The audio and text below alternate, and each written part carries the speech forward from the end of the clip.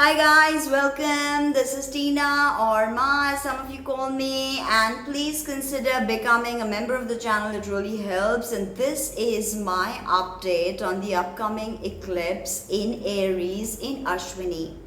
Rahu energy is intensifying. I'll get to it in great detail a little later. But all you need to know is that it is bringing forth a kind of randomness, a kind of hunger, and a kind of, unsettling vibe. And this unsettling vibe is kind of being amped up with this eclipse, which is a very rare hybrid eclipse. In some parts of the world, there is complete blackout. In some parts of the world, people will see it as a ring of fire. That is what is meant by a hybrid eclipse. And, unsettling is one word that comes to my mind. Now Jupiter is combust and going via Gandanta, and now is of course forming Guru Chandal Yoga. And once Jupiter enters on the 22nd into Aries, proper Guru Chandal Yoga is exacted. So now what we have is Guru going through Gandanta, and Guru is also combust. So this brings with it again the vibe of being unsettled, unsettling, uncertainty. Alright, now Jupiter, Guru, is making a new beginning for all of us. And why? Is because Jupiter is now, the Gochar is in Mesh Rashi. So Guru is entering Mesh Rashi. Guru transit is called Guru Gochar. So Guru Gochar into Mesh Rashi starts a new cycle, because Aries is the first sign of the zodiac as we stand today. So this is a new beginning with all things related to Jupiter. So look to where your Jupiter is placed. Look to, what kind of strength he has, the kind of friends he has around him, the kind of graha yudhya that he is going through, the kind of support that he has as well, okay, an aspect from a malefic, of course. So this will tell you how Jupiter is starting a new cycle for you. Those with Jupiter in sidereal Aries or Mesh Rashi, this is a new beginning. So if Jupiter is triggering your 5th house, children, if Jupiter is triggering your 7th house, you could get married, right? If Jupiter is triggering your 8th house, you could get your inheritance. So this is a complete new cycle, and Jupiter takes 12 years. So go back in your mind, 12 years ago, what were you doing? What was your narrative? Where did you stand? And are you any closer to making your Jupiter aspirations a reality? Now the thing is that use this energy. Although Guru is combust, Guru is going through Gandanta, and then Guru is going to not be able to shrug off everything, because he is in this powerful Guru Chandal, as well as receiving a very tough aspect from Shani in Aquarius. Okay, and of course Shani aspecting Rahu brings Shrapityo. So this is quite a diabolical time. But power Guru, send Guru energy. Not only ask him for things, but also send him energy. Tell him that Guru, in your new journey, may you find whatever it is that you're looking for. Not only do we have souls, the planets also have souls. So do the quasars, the nebulae, all of that. So send love instead of always asking from the universe. Try to send love to the planets as well. In fact, I have stopped asking the universe for anything. I, on the contrary, send planets energy. So it's you may think I'm crazy, but it kind of works. And the last Guru Chandal Yoga that happened, right, with Jupiter with Rahu was in 2016. And that is also another point in your mind you can revisit to see what was happening in 2016, what were the changes that were triggered. Certain, things came up, maybe with regards to what you were taught, your belief system, your higher truth, your mentors, all of that. So it's worthwhile to revisit 2016 in your mind. Use journaling is a very effective technique to touch base with your unconscious. Now there is of course Sun that has also entered Aries starting, this is the astrological new year. So I want to say namaste and it is Bengali New Year also, and it's solar new year. So I want to say namaste and much love to you guys on this new journey. Let us start a new cycle together. I request you, I implore you, look within. This is not the time to look without. So, that's all. Now, Parivartan Yoga is happening, which is called mutual reception in English, between Mars and Mercury, Mangal and Buddh. So, the mutual reception is when they are sitting in each other's homes. So, Mangal is right now in Gemini, which is Buddh's home. And of course, Buddh is in Aries, which is Mangal's home. So, this kind of Parivartan Yoga can be beneficial. Just try to identify what houses they are being triggered in and what's happening. What does Mercury signify for you? That would be interesting. Mercury is going retrograde tomorrow as we speak on the nakshatra Bharani, ruled by Venus, deity Yamraj. Bharani is a very complicated energy. The symbol of Bharani is Yoni. So birthing of all kinds, and birthing is never an easy process. I labored for over 17 hours, so I kind of know what it entails. It's not an easy process, trust me. So we are all going through this birthing that Mercury, our collective analytical mind, is taking us through a rebirthing process, if you ask me. And it's going to be interesting. 13th April to today, the sun was in Gandanta. And this could have brought up a lot of issues with regards to our soul's evolution, how we lead, what we believe. We can see subtle changes, complications with the father could have emerged in this time. Now 14th is Mesh Shankranti. It's Sankranti in Hindi, but we say Shankranti. Okay, so we say Poila Boishak in Bengali. So Mesh Sankranti, and that is powerful for the sun because this is Surya's exaltation. Aries is the sign that exalts the sun. So the sun is kind of like, although he has to deal with Rahu and he has to deal with Jupiter lagging behind, and he just met Jupiter, so they had kind of like an interesting conversation, I'm sure. And exalted sun is good. It can give us power. Now, Sun had exited Gandanta on the 15th, and 18th Jupiter went Gandanta, right? And will happen till 25th of April that Jupiter is Gandanta. And this is again not an easy energy to assimilate with when Guru goes through Gandanta at the end of the zodiac, going through 28, 29, 30 degrees of Pisces or mean Rashi, and then entering into Mesh Rashi. So this is like a kind of an archetypal closing of a cycle, wrapping things up.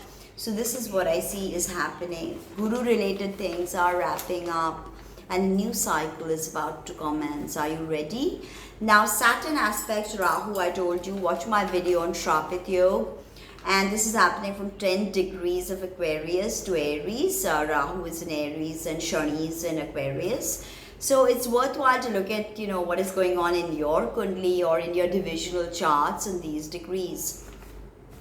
Jupiter is in Ashwini Nakshatra on the 21st, which is tomorrow, and then slowly traverses through Ashwini and goes into Bharani next. And remember, Bharani is where Buddha is going retrograde. So there are communications over there that Buddha and Guru will have again. Now 23rd of April is Akshay Tritiya. And this is a very good day to do a coin puja, silver coin puja or gold coin puja, as well as Mahalakshmi puja. So if you're interested to know more, then drop me an email and you can find out how to do Mahalakshmi Puja on Akshay Tritiya.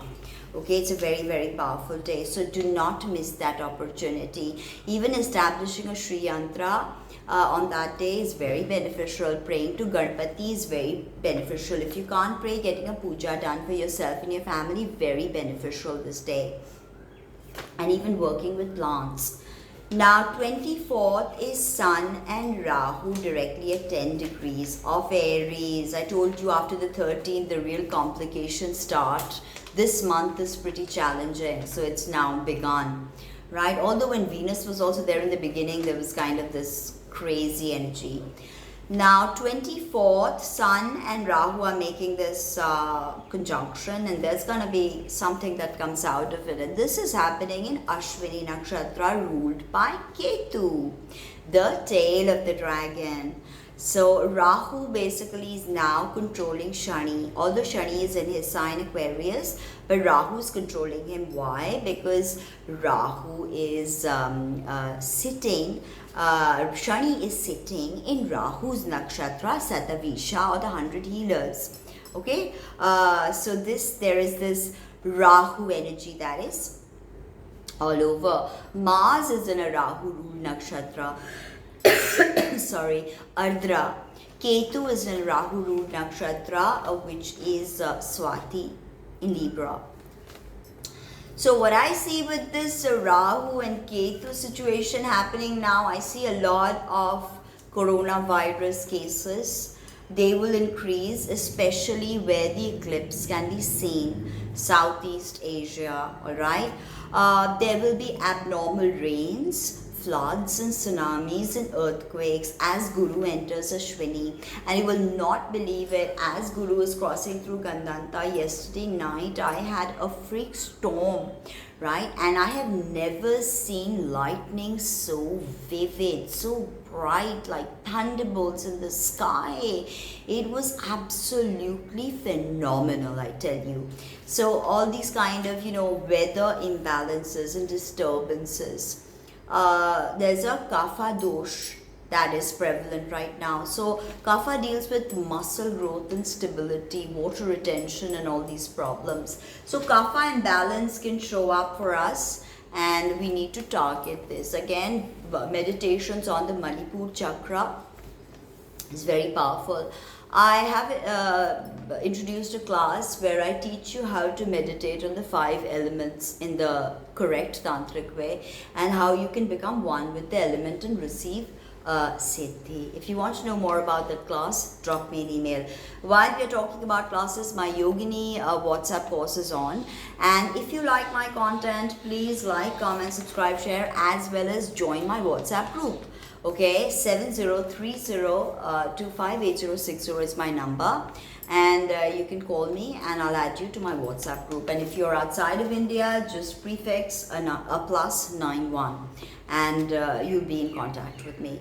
So take care of yourself, and don't go out and do something dangerous. Don't get caught in a freak storm or some kind of electrical complications, and take care that you do not suffer from kapha imbalance. Now hybrid eclipses are super rare, okay, and this is as I told you that from some parts of the world this is seen as a full eclipse, and from some parts of the world this is seen as a ring of fire.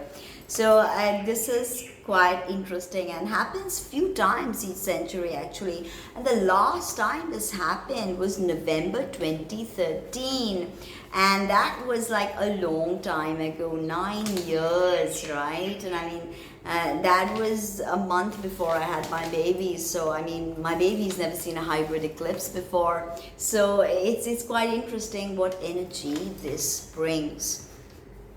Ashwini Pada 2, right? Ashwini, I told you, is ruled by Ketu.